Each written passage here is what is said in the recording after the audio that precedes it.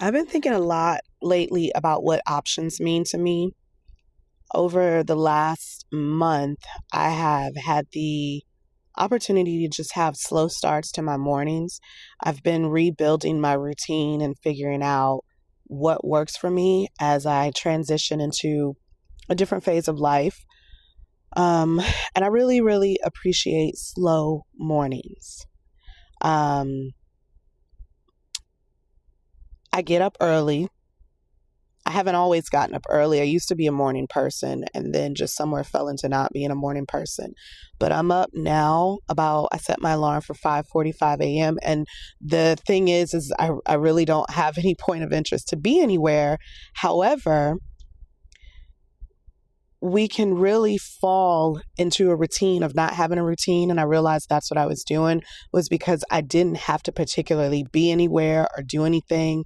I've been on my own time and my own schedule for so long now that as I'm transitioning, moving forward into what the next phase of my life is going to look like, I find that the consistency of a routine is helping me to reignite that creativity and helping me to um, stay on task because there's something so beautiful about when you go and you're working or you're a mom or whatever, and you have to be clocking that 9 to 5 or whatever it is, right?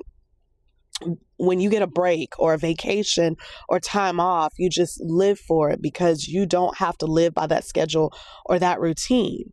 However, what I've found is that if you go like that for so long, you do fall into the monotony of not having a routine. And that can be dangerous depending on who you are and how you live your life. And for me, the consistency of a routine is very much needed. And so as I've challenged myself to get on YouTube more, to be more visible, I'm finding that creating a routine is helping me. So like I said, I get up at 5:45 a.m. now, not specifically to go anywhere, but to make it a point to begin a routine again. So I woke up this morning and I wasn't feeling well and my alarm went off and I hit the snooze button and I thought, you really don't have anywhere to be. Like, you are on your own schedule. So just why even get up? But my mind, because I have purpose to set a routine now to get up, my mind would not allow me to just lay there because I'm just going to lay there in the abyss and go down this hole and feel guilty of not sticking with my routine. So, number one, what do options mean to me? Options to me mean that I have the opportunity to choose what I want to do. And for me, choosing options right now looks like setting a routine so that I can be better. Now, I'm implementing more things into that routine as I set it up because it's like, okay, let's build some structure to this routine. And when I get up at 5:45 a.m., the goal is to be in my prayer room, which by 6 o'clock, so that I can spend time with God, so that I can read my Bible, so that I can study the Word of God, so that I can pray and talk to God, so that I can sit still and hear the voice of God. And that's important to me because that sets the tone of my day. No matter what's going on in my life, no matter if I'm dealing with something good or bad, it helps to set the tone for my day. And without that routine, yes, I pray, but I might wake up or lay in the bed or just, do it at any point in time, which I could and I should, and you should if you're a believer and you pray. But just to get that intimate mark time sets the tone of my day. And I feel good. I come out of that prayer room feeling like Clark Kent coming out of the phone booth, like ready to handle the world, right? And then after I do my prayer time, and the beauty in that is I have the flexibility and the fluidity to not put a time limit on that, but in scheduling a routine, still put a time limit on it, if that makes sense. Because I'm the type of person, once I get in the presence of God, baby, I'll sit there all day. Like, I love it. I am a I call myself an extroverted introvert. But someone recently gave me some food for thought to think about. And they said the thing that you do the most when you're talking about trying to find out if you're extrovert or introvert, the thing that fills your cup the most is really what you are. And so I'm like, well, it fills my cup to be away from the world, to have that quiet time, that quiet space, that intimacy with myself. And so they said, well, that's really an introvert. And I'm like, nah, I'm not an introvert. But that just made so much sense to me. Like, there's some people that their cup is filled because they have to be very social. I'm also very social, but my cup is filled when I have that quiet space. So when I say I could sit in my prayer room for hours, I just like that quiet space. I like being filled, getting my cup filled. So I do that time in the morning. And then after I do that, it's important to me to get out in the world because I have become so introverted and so isolated. I can literally sit in my house all day for days. And it's not this place of depression or isolation. I've been in that place.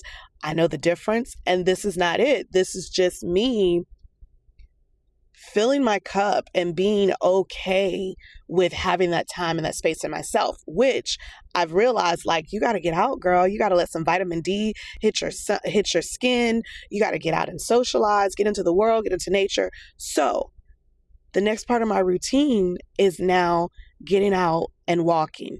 I can be a gym girly. I'm not a gym girly right now because I firmly believe in listening to my body. And right now, my body is not telling me that it's ready for that. My body is okay with getting out and pacing myself and walking and getting some steps in. And so I'll go do that. And I'll do that for an hour.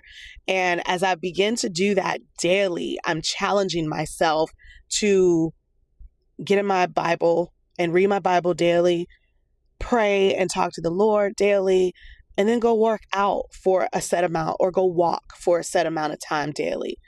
That's routine, 1, 2, 3. So those are options that I'm giving to myself. So that's what having options means to me. And then I'm building on that routine. Now I have this commitment to my YouTube channel, and I've decided I know where I want to go with this channel. I know what I want to build with it.